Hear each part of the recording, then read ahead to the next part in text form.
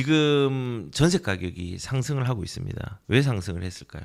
갭 투자 막는다고 전세 받는 대출을 축소하니까는 사람들이 전세 안 내놓고 실거주로 그냥 들어와 버리잖아요. 조건부 전세 대출을 막으니까는 갭 투자를 할 수 있는 여건들을 줄여가지고 전세 물량이 줄어들었잖아요. 실거주 의무를 해버리니까, 그리고 신축에도 실거주로 대출하면 들어와야 되니까는 거기에 신축으로 들어오려고 하는 전세 세입자들도 막아버렸잖아요. 전세 물량이 엄청 축소가 되어버렸습니다. 이러니 전세가가 안 오를 수가 없죠. 그리고 그 결과물들이 점점 나오고 있습니다. 누적된 것들이 나오고 있습니다. 여기 또 계약갱신 청구권과 임대차 3법에 대한 물량들이 신규로 나온 부분들이 또 이제 겹치는 것도 있고, 내년에는 또 겹치는 게 뭐냐면요, 임대사업자, 등록 임대사업자를 냈던, 주택임대 주임사를 냈던 사람들이 10년이 만기되어서 쏟아지는 시기가 또 있습니다. 그러면은 그 적체되었고 누적되었던 가격이 싸게 했던 그것들이 한 번에 튀어나오면 또 이제 문제가 생길 겁니다. 근데 지금 벌써 문제가 있습니다. 월세가 치솟고 전세는 물량이 없고 눈물이 나는 세입자들이라고 얘기를 합니다. 보시면은 전세값 2달 만에 3억 더 불렀다. 강서 송파 대단지 전세 물량 딱 한 건.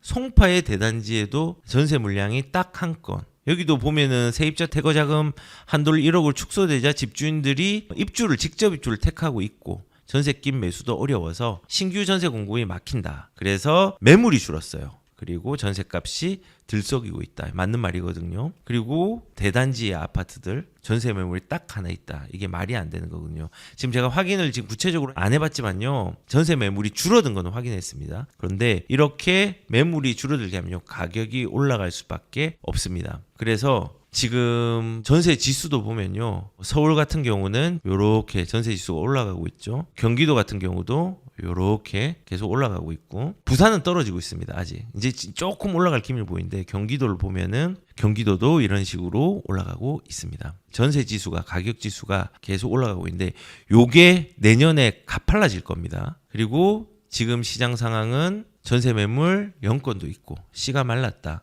어디로 가야 되나, 서민들이 눈물 흘리고 있다. 결국은 서민들 보호 차원에서 집값을 막고자 했지만은 싸게 들어갈 수 있는 주거 비용들을 올리거나 그 매물들을 사라지게 만드는 결과를 만들었습니다. 경기, 인천도 눈 돌려도 전세 풍기 현상이 일어나고 있다. 그리고 더 안타까운 거는 전세가 가장 싸거든요. 월세보다 싼 게 전세입니다. 대출을 받으면은. 그런데 월세 이동이 불가피해가지고 반전세나 월세가 이렇게 이동이 되고 있는 양상들이 일어났습니다. 안타깝죠. 무주택자 어디로 가야 되냐, 전세 풍기 현상, 뭐 이런 얘기들이 이제 앞으로 더 계속 나올 겁니다. 지금 뭐 경기도 입장에서는 전세가 세게 오른 곳은 과천이죠. 그래서 국평 기준으로 해서 2년 전보다 비교해보면 한 1억 5천 이상이 올랐어요. 한 21% 오른 거예요. 그리고 물량이 조금 소진되고 있는 양주 같은 경우도 이제 전세가가 한 19% 2년 대비해서 올랐고, 구리 같은 경우도 수요층이 좀 두터워졌잖아요. 17% 올랐습니다. 화성도 16%, 시흥도 15% 정도 상승세가 이어지고 있습니다. 그리고 이렇게 전세가 계속 자극을 하면은 수요자가 매매로 이동하거나 월세로 이동하는데, 그렇게 되면은 매매가도 이제 자극하는 양상들이 또 일어나겠죠. 그래서 이런 전세 물량 축소에 수급 불균형의 결과들이 나온 겁니다. 그러니까 전세 가격이 상승했는데 거기에다가 전세 물량이 축소되었고, 이 축소에 따른 수급 불균형의 결과는 지금 일어나고 있습니다. 그리고 지금 모든 전세들이 오르는 게 아니라 전세들은 또 양극화가 일어나고 있습니다. 그러니까는 전세의 아파트는 열심히 잘 올라가고 있어요. 너무 급하게 올라가는 건 아직 아니지만은, 그런데 비아파트의 전세가율은 하락하고 있습니다. 이것도 정책이 좀 큰 역할을 했다고 생각합니다. 전세 사기의 이슈들이 되게 많았잖아요. 근데 그 이슈가 조금 줄어드는 지금 시점이긴 합니다. 그런데 이런 시점에서 정부에서 7월 1일부터 뭘 했죠? 수도권 전세대출 보증 비율을 또 90에서 80으로 낮췄습니다. 여기 피해 누가 받는지 아십니까? 아파트 아닙니다. 이거 피해는 빌라의 물건들 가진 사람들이 피해를 받습니다. 어떻게 피해를 받느냐? 전세, 비아파트는 전세가율이 하락. 뭐 오피스텔도 포함되겠지만요. 저는 이런 게 큰 또 원인 중에 하나가 전세 보증 대출 비율들을 축소함에 또 있다고 생각을 합니다. 이거 좀 말이 안 되거든요. 그러니까 예전에 내가 빌라를 5억짜리 빌라를 사서 전세를 4억에 맞췄는데 4억에 이제 그다음에 못 맞추는 거예요. 이거를 3,200만 원을 깎아 가지고 이렇게 해야 되는 거예요. 80%까지 줄었으니까.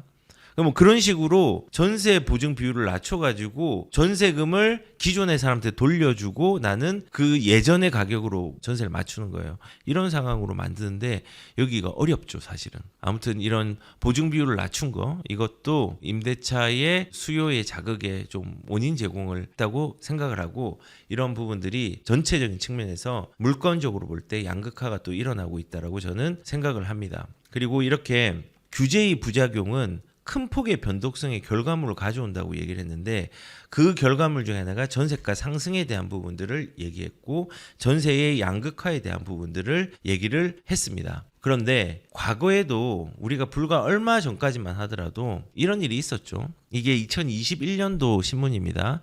경기도 하남의 아파트 전세값 1년 새 50%나 급등했다. 이때도 우리가 규제에 대한 부작용으로 큰 폭의 변동성을 봤습니다. 이때 왜 큰 폭으로 변동을 했을까요? 확실히 이건 정부의 정책이 맞습니다. 왜냐하면 임대차 2법, 임대차 3법을 2020년도 8월 1일부터 시행을 했습니다. 그런데 그때 뭐가 나왔냐면요. 하남의 교산 신도시 이제 사전 청약에 대한 준비가 있었고, 그리고 3기 신도시가 나올 것이니까 여러분들 지금 집 사지 마세요라고 시그널을 보냈습니다. 그러니까 어떻게 된 줄 아십니까? 전세가가 급등을 했는데 그 급등한 지역 중에서 하남이 1등이었습니다. 왜냐? 3기 신도시 중에서 입지가 가장 좋았기 때문에. 결국은 임대차 2법을 5%로 규제하고 3법이죠. 엄밀히 말하면 신고제랑 전월세 상한제, 계약갱신 청구권 이 3개를 발표하고 2개를 시행을 함으로써 전세가가 급등을 했습니다. 규제의 부작용. 거기에 정책으로 기다리라는 시그널까지 줬기 때문에 이런 부작용으로 급하게 올랐습니다. 여기에 또 반사되는 또 부작용이 급하게 내린 거였습니다. 이렇게 급하게 오르고 전세가 양극화가 되니까, 이중화가 되고 삼중화가 되니까 문제는 금리가 크게 올라가면서 자이언트 스텝이 5번, 6번 이렇게 작동을 하면서 그 올라갔던 전세가가 급락을 하게 됐죠. 그러면서 역전세에 또 부작용도 일어나게 됐습니다. 그래서 제가 이제 말씀을 드리는 건 뭐냐면요. 규제는요, 부작용을 낳습니다. 근데 그 부작용이 뭐냐? 변동성의 결과물로 나옵니다. 그 변동성을 어떻게 잘 대응하느냐에 따라서 자산의 규모가 바뀔 수 있지만은 거꾸로 그 변동성을 이해하지 못한 사람은요, 그 변동성에 치명적인 피해자가 됩니다. 그래서 지금 시장에서 규제가 또 나올 거잖아요. 그럼 우리가 인지하고 있어야 되는 거 변동성입니다. 큰 폭의 변동성이 결과물로 나온다. 이거를 조금 기억하셔야 됩니다. 그리고 이 큰 폭의 변동성을 내가 어떤 포지션으로 대응하느냐가 관건입니다. 이거를 부정적으로 봐서 피해자가 되느냐, 이거를 대응을 해서 잘 버티고 이겨내느냐, 이런 부분으로 내 자산의 어떤 지킴의 정도들이 완전히 달라질 수 있다고 생각을 합니다. 그리고 규제가 나오면요, 항상 대체제를 찾아갑니다. 아니 무슨 대체제를 찾아가느냐라고 이제 얘기를 할 수 있지만, 대체제가 뭐냐, 뭐 예를 들어서 우리가 규제로 6억 대출 규제를 하고 전방위적으로 수요자의 유동성을 틀어막았잖아요. 뭐 예를 들어서 6억 대출 규제가 이제 그 실내죠. 그래서 이번에 르에일 나왔잖아요. 그 크로바랑 여기 이제 재건축한데 거기에 나온 데에 10억, 11억이 있어야지 거기에 6억 대출 받고 해가지고 한 7사 타입 정도로 들어갈 수 있더라고요. 그러니까는 거기도 규제로 틀어막으니까는 뭐 수요자들이 못 들어가는 거예요. 뭐 그런 식으로 일단은 이렇게 대출 규제가 있다 보니까 어떤 대체제를 찾아가냐, 거래라는 것 대신에 증여라는 대체제를 찾아가는 겁니다. 항상 이게 똑같아요. 증여라는 것 자체가 똑같습니다. 규제가 강하고 가격이 눌려 있을 때 증여가 폭발적으로 증가합니다. 항상 그랬습니다. 지금 증여가 늘어나는 가격이 규제로 인해서 눌려 있다는 거거든요. 근데 왜 증여를 하느냐? 입지에 대한 가치들이 나중에 인플레이션에 반응할 거를 알기 때문에 증여를 하는 겁니다. 만약에 그렇지 않다면 왜 증여하겠어요? 자식들 피해주게. 그래서 일단은 시세보다 낮게 서울 증여성 직거래가 급증을 한다라고 이제 얘기를 한 거는, 규제는 거래의 방향에서 대체제의 방향들을 또 찾아서 가고 있다. 이것도 어떻게 보면은 풍선 효과랑 비슷한 것 같아요. 증여성 거래가. 근데 제가 말한 것처럼 지금처럼 규제가 눌러 있고 유동성을 막고 거래를 막는 시장, 그리고 가격이 올라가다가 조금은 둔화가 되어 있는 이 시장, 이럴 때 증여가 늘어나거든요. 거래가 안 되니까는 좋은 입지를 하자. 예전에도 그랬어요. 한번 볼게요. 1216 대출, 이게 2019년 12월 16일 날 나왔죠. 집 파느니 차라리 증여를 하겠다. 서울 아파트 증여가 늘었다라고 했는데 이제 1216 대책이 생긴 이후에 증여의 거래 건수가 이렇게 쭉 올라가는 걸 보이죠. 작았다가 이런 식으로 규제가 있을 때 또 1216 대출도 15억 대출 규제랑 9억 대출 규제였잖아요. 비슷한 거였잖아요. 그래서 이런 식으로 대체제를 찾아서 간다라고 이제 얘기를 좀 드릴 수 있을 것 같습니다. 여기 보십시오. 집은 엄마가 해줄게. 올해의 서울 주택 10건 중 1건은 증여 2022년 11월 달. 가격이 되게 둔화되어 있던 시기였죠. 그리고 또 보시면은 버티면 어차피 오른다. 정책의 불확실 속에서 거래는 줄고 증여는 늘고 있다. 이게 무슨 뜻이냐? 버티면 어차피 오른다. 증여의 최종적인 목적이죠. 내가 지금 가지고 있는데 좀 부담스럽고 이거를 떼어주는 겁니다. 떼어주면서 세금에 대한 부분들이 처음엔 좀 많이 나올 수 있지만은 이 좋은 물건을 이 가격에 파느니 차라리 이 좋은 입지에 있는 물건들을 우리 자식한테 물려주겠다. 이제 이 취지잖아요. 그러니까 거꾸로 증여가 있다는 건요, 인플레이션이 있다는 겁니다. 입지 가치가 높은 곳에 증여가 높거든요. 그런데 이렇게 수요가 많은 곳에 증여를 한다는 것은 인플레이션에 베팅한다는 거거든요. 왜냐하면 시간이 우리 자식들이 훨씬 많잖아요. 그래서 다시 한번 말씀드리지만은 규제는요, 대체제를 찾아갑니다. 증여. 이것도 거래에서 증여로 대체제를 찾은 겁니다. 그리고 보시면 안타까운 대체제가 있습니다. 대출이 막히자 대부업으로 우르르 벼랑 끝 취약 차주라고 얘기를 합니다. 저도 이제 얼마 전에도 대부 관련돼서 방송도 좀 드렸고, 그리고 제가 또 협업을 하고 있는 대부업체가 있습니다. 대부업체라고 뭐 깍두기처럼 이런 거 아닙니다. 그런데 대부업체에서 제가 이제 부동산 심사를 보고 있거든요. 돈을 빌리러 오는 사람이 보통 하루에 심사하는 게 40건 정도가 되는데 지금 규제가 된 이후에 120건씩 늘었어요. 근데 그 건수들이 뭐냐면요, 전세 반환 대출이죠. 그리고 잔금 대출, 이런 부분에 돈이 모자라서 대부를 활용하고 있는 겁니다. 어떻게든 이 집을 넘기기 어렵다면, 만약에 이 돈이 마련 안 되면 집이 넘어가잖아요. 그걸 방지하기 위해서 비싼 비용을 들여서라도 대부를 활용하는 사람들이 좀 많이 늘었었습니다. 그리고 지금도 좀 꾸준히 있습니다. 이렇게 대체제를 찾는 겁니다. 근데 이거는 안타까운 대체제죠. 정부에서 이렇게 막지만 않았으면 거래가 더 많이 되고 활성화가 되고, 거래가 많이 되면 가격이 오름 현상들은 지금 좀 있었을 겁니다. 근데 그 오름 현상이 언제까지 올라가지 않아요. 20억짜리 아파트가 있는데 나 20억에 있네, 나 이거 30억에 팔아야지 하면은 그 다음날 30억 낸다고 팔리지 않습니다. 시장의 가격을 조절을 하거든요. 근데 그거를 규제가 막아버리니까 안타까운 대체제를 사용하는 사람들이 생기게 된 겁니다. 그래서 다시 한번 요약을 하자면요, 규제가 있으면요 대체제를 우리 시장은 찾아갑니다. 근데 이 대체제를 찾아가는 과정에서 비용이 더 많이 들어가는 대체제를 찾는 경우도 있습니다. 왜냐하면 자산을 지키고 보호해야 되니까. 그래서 그냥 좀 시장을 자유롭게 놔두는 게 좋지 않을까요? 그게 가장 정상으로 가는 길입니다. 많은 사람들은 대출 규제로 가격이 정상화가 됐다가 아니라요, 눌리는 비정상적인 상황이 일어났답니다. 그리고 가격이 규제가 되기 전에 비정상적으로 올라가는 양상들은 있었지만은 시장이 정상을 찾도록 해야지, 정책이 억눌러서 정상화 시키려는 노력을 하면 안 된다는 겁니다. 이러니까 이런 규제의 대체제들이 안타까운 대체제가 생기기도 하고 대부로 간다든지, 그리고 아까 전세에 대한 얘기했죠.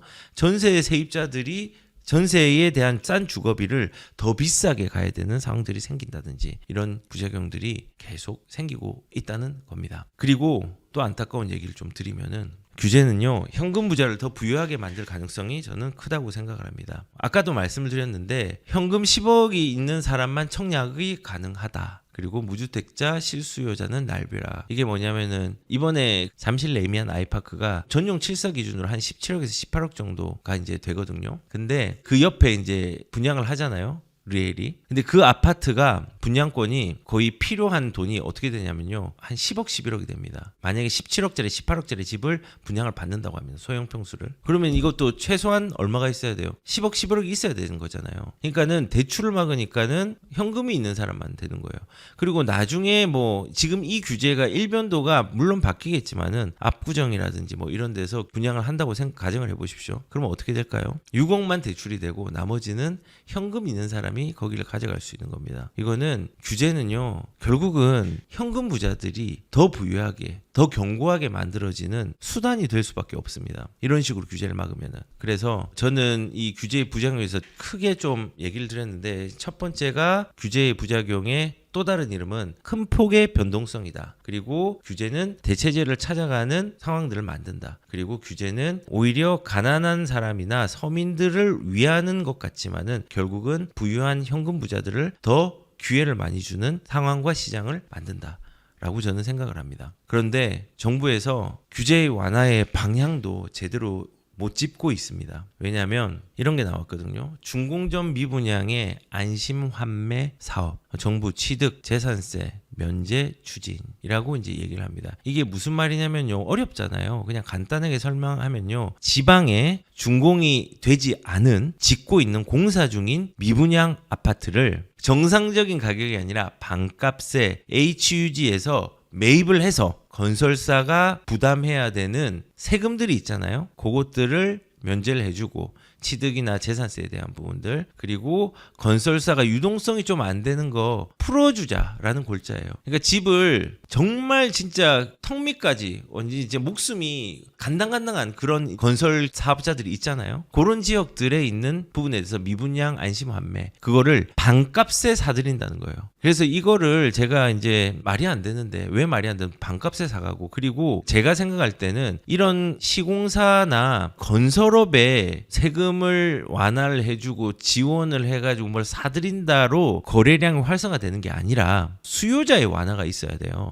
제 친구가 이제 대기업 건설사에 있어서 물어봤거든요. 그러니까는 몇 주 전에 이거에 대해서 설명회를 한번 열었대요. 근데 설명회가 연다고 하니까는 시장이 지방이 안 좋으니까 건설사에서 정말 뜨거운 관심을 가졌다고 하더라고요. 그런데 막상 간 사람들은 업계에서 별 반응 좋지 않다, 많이 사용 안 할 것 같다라고 얘기를 합니다. 아마 이것도 서브프라임이나 이때 이런 것들을 사용을 해봤는데 그때도 그닥 성공하지 못했습니다. 그런데 이걸 또 들고 나온 겁니다. 지방의 미분양 아파트를 반값에 허그에서 매입을 해서 건설사가 부담해야 되는 부담금 세금 면제하고, 그 다음에 반값 산 걸로 돈을 주는 거잖아요. 이게 우선 수익자라는 전문 용어를 쓰는데 1순위 우선 수익자가 거의 대출이거든요. 은행. 그다음 뭐 2순위 우선 수익자 뭐 이런 데다 갚고 나머지 수익들을 너 해라고 했는데 반값에 가져가잖아요. 이거 아무도 이거 사용 안 할 수 있습니다. 진짜 사용 거의 안 할 겁니다. 설명회가 있어서 관심은 있다고 했지만 업계에서는 별로 반응이 안 좋았다고 합니다. 저는 이렇게 그냥 규제 완화의 방향을, 본질을 제대로 안 짚고 있다라고 제가 말씀을 드렸잖아요. 왜냐하면 본질은 뭐냐면요, 본질은 이렇게 미분양을 매입하는 지원 방향이 아니라 계속 있었거든요. 수요자의 거래 활성화 방안을 만들어야 된다고 저는 생각을 합니다.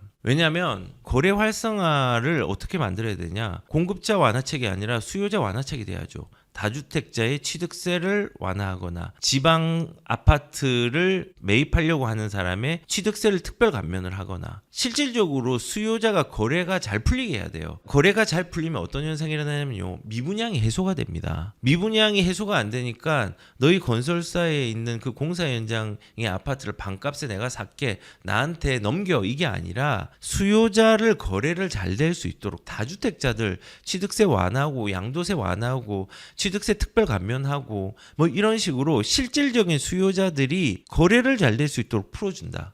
다주택자 완화해야죠. 그러면은 집중되어 있던 수요자들이 분산이 되거든요. 그러면서 지방에도 관심을 가진단 말이에요. 그래서 저는 이 생각이 들었습니다. 이 정책을 딱 보고, 아, 본질보다는 가지치고 이런 거에 더 관심을 가지는구나, 그런 생각을 좀 가졌습니다. 그래서 저는 이렇게 정부에서 방향을 잡고 규제 완화의 방향들을 조금씩 나오겠지만은 아마도 시장을 안정화시키는 본질은 제대로 못 짚고 나올 가능성이 있다고 생각합니다. 이번에 그 주식도 진성준 의원이 한 번도 주식을 투자해 본 적이 없다라고 얘기를 하잖아요. 그런데 이거를 대주주의 요건 자체를 50억에서 10억으로 맞추면은 이게 거래가 어떻게 되겠습니까? 유동성이, 큰 변동성이 생겨서 시장이 더 불편해지고 더 불안해지죠. 뭐 또 상법 개정이라든지 뭐 이거는 뭐 제 분야가 아니지만은 이것도 말도 안 되는 법입니다. 아무튼 지금 이렇게 규제가 일어나고 있습니다. 그리고 그 과정에 있고 앞으로도 앞통수를 맞을 겁니다. 그런데 우리는 중요하게 생각하는 건요, 변동성에는 수혜자도 나오고 피해자도 나옵니다. 우리는 규제의 변동성으로 미래를 비관하는 방향을 추종하는 게 아니라 이 변동성 속에서 미래를 준비하는 방향을 고민해야 됩니다. 그래서 다시 돌아와서 제가 제일 처음에 그런 얘기를 했었잖아요. 길을 잃은 사람이 있고 길이 보이지 않는 사람들이 있습니다. 그리고 길을 잃었다는 것은 곧 또 새로운 길을 찾아간다는 거거든요. 새로운 길을 우리가 또 다른 관점에서 찾아가는 과정이 있다는 겁니다. 우리는 잃었다고 거기서 포기하고 있는 것이 아니라 새로운 길을 다른 관점에서 찾아가야 됩니다. 그리고 이 부동산을 접근할 때 우리는 해결할 수 있는 방법이 없다고 여기는 사람이 있고, 어떤 사람은 이 모든 것이 해결하는 방법이 있다라고 여기는 사람들이 있습니다. 우리는 후자를 선택해서 지금 시장을 이 변동성의 수혜자로 내 상황과 내 가정과 내 삶을 이끌어 나가야 됩니다. 그냥 뭐 2, 3년 둔화될 거니까는 나는 또 이 시장에서 참여하지 않겠다가 아니라 시장에 참여를 하고 있으면서 그 참여했을 때 기회가 발견되는 거거든요. 기회는 오는 게 아닙니다. 내가 발견하는 겁니다. 근데 발견하려고 하면은 내가 뭘 알아야지 발견을 하죠. 그래서 지금 시장에서 규제의 변동성, 가격의 변동성, 그 다음에 시장의 여러 가지의 종합적인 변동성에 어려움이 있겠지만은 꼭 수혜자로 있으셨으면 좋겠습니다. 피해자가 안 나왔으면 좋겠다는 생각을 가져옵니다.